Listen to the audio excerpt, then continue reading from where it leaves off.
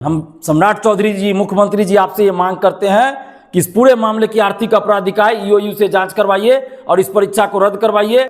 ऐसी परीक्षा का होना ना होना कोई मतलब नहीं है। जब क्वेश्चन बाहर अभ्यर्थियों को नहीं ले जाना रहता है, क्वेश्चन जमा करा लिया जाता है, तो फिर परीक्षा के बाद ये क्वेश्चन वायरल कैसे हो रहा है सोशल साइट्स पे? तो आखिर ये कैसी परीक्षा चल रही है? यानी कि बिहार दरोगा मेंस परीक्षा में बड़े पैमाने पे धांधली सेटिंग, पेपर लीक की बात अब सामने आ रही है। नमस्कार दोस्तों, मैं दिलीप कुमार। दोस्तों, 27 मई को बिहार दरोगा मेंस परीक्षा आयोजित हुई थी।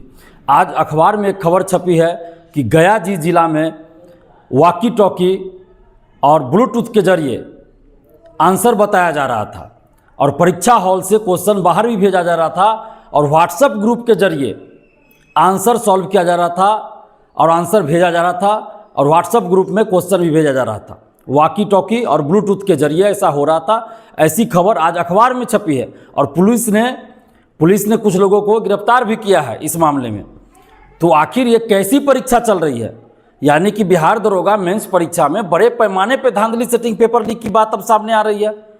और परीक्षा संपन्न होने के बाद से सोशल साइट्स पे हम देख रहे हैं, व्हाट्सएप, टेलीग्राम ग्रुप में, सोशल साइट्स पे, ट्विटर पे कि क्वेश्चन भी वायरल हो रहा है।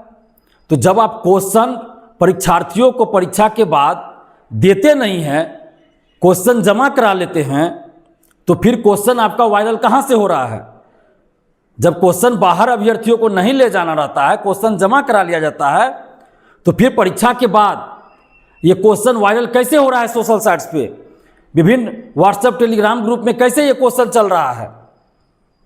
आप कैसी परीक्षा आयोजित करवा रहे हैं? बिहार पुलिस अवर सेवा आयोग बीपीएसएससी ये कैसी परीक्षा आयोजित करवा रही है? हम लोग बार बार पारदर्शिता के लिए मांग करते रहे हैं कि परीक्षा समाप्ति के बाद ओएमआर शीट की कार्बन कॉपी और क्वेश्चन बुकलेट परीक्षार्थियों को दीजिए। परीक्षा समाप्ति के कुछ दिन बाद आंसर की जारी कीजिए ताकि अभ्यर्थियों को क्वेश्चन का आंसर पता चले कि आयोग कौन सा आंसर सही मान रहा है। और जब रिजल्ट आता है तो कटअप सभी का मार्क्स दीजिए। लेकिन बीपीएसएससी तो ऐसा नहीं करती है, सिर्फ कटअप जारी करती है, अभ्यर्थियों का मार्क्स भी जारी नहीं करती है, ओएमआर शीट का कार्बन कॉपी भी नहीं देती है और परीक्षा समाप्ति के बाद क्वेश्चन बुकलेट भी अभ्यर्थियों को नहीं देती है, आंसर की भी जारी नहीं होता है। तो फिर ये क्वेश्चन जब आप देते नहीं अभ्यर्थियों को बाहर ले जाने के लिए, तो आपका क्वेश्चन वायरल कैसे हो रहा है? बीपीएसएससी को इसका जवाब देना होगा। हर बार ऐसा चलता है। 1717 दरोगा बहाली जो 2017 में आई थी, तब से हम देख रहे हैं बीपीएसएससी का कुछ ना कुछ हर परीक्षा में इस तरह की गड़बड़ी होती है। और आज तो अखबार में खबर छपी है, पुलिस ने कुछ लोगों को गिरफ्तार भी किया है जो परीक्षा हॉल से बाहर क्वेश्चन भेज रहा था और उसका आंसर उसको बाहर से सॉल्व करके दिया जा रहा था। व्हाट्सएप ग्रुप में यह सब चल रहा था। तो इस परीक्षा का क्या मतलब रह गया?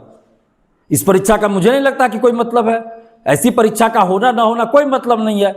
परीक्षा को रद्द किया जाना चाहिए और जो भी इसके लिए दोषी हैं, जो भी इसमें संलिप्त है, उन सभी पे कठोर कार्रवाई होनी चाहिए। और इस पूरे मामले की जांच, पेपर लीक, धांधली सेटिंग और ये जो क्वेश्चन वायरल हो रहा है, इन सभी मामलों की जांच आर्थिक अपराध इकाई ईओयू को दिया जाना चाहिए। हम सरकार से मांग कर रहे हैं, मुख्यमंत्री सम्राट चौधरी जी से हम ये मांग कर रहे हैं कि बिहार दरोगा मेंस परीक्षा में गड़बड़ी, पेपर लीक, धांधली सेटिंग की जांच का जिम्मा आर्थिक अपराध इकाई ईओयू को दिया जाए और इस परीक्षा को रद्द किया जाए, क्योंकि इस परीक्षा का अब कोई मतलब ही नहीं रह गया है।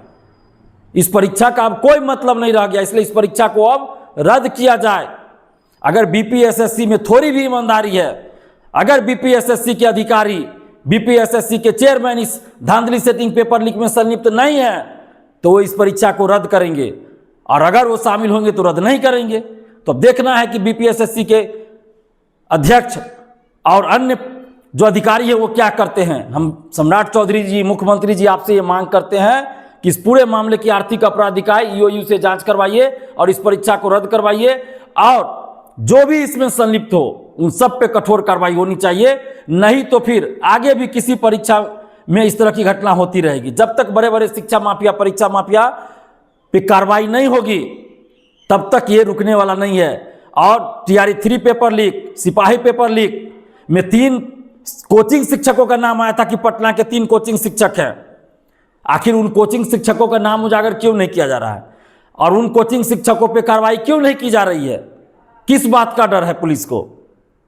उन कोचिंग शिक्षकों का, उन माफियाओं का, उन अधिकारियों का, उन नेताओं का नाम उजागर हो और कार्रवाई, सख्त कार्रवाई हो ऐसे लोगों पर जो पेपर लीक धांधली सेटिंग में संलिप्त हैं। और जब तक ऐसा नहीं होगा तब तक पेपर लीक धांधली सेटिंग नहीं रुकने वाली है। तो हम सरकार से यही आग्रह कर रहे हैं, खासकर मुख्यमंत्री सम्राट चौधरी जी से, कि इस पूरे मामले की निष्पक्षता के साथ ईओयू से जांच करवाइए और कठोर से कठोर कार्रवाई पेपर लीक में संलिप्त, धांधली सेटिंग में संलिप्त माफियाओं पर करवाइए। धन्यवाद। जय हिंद।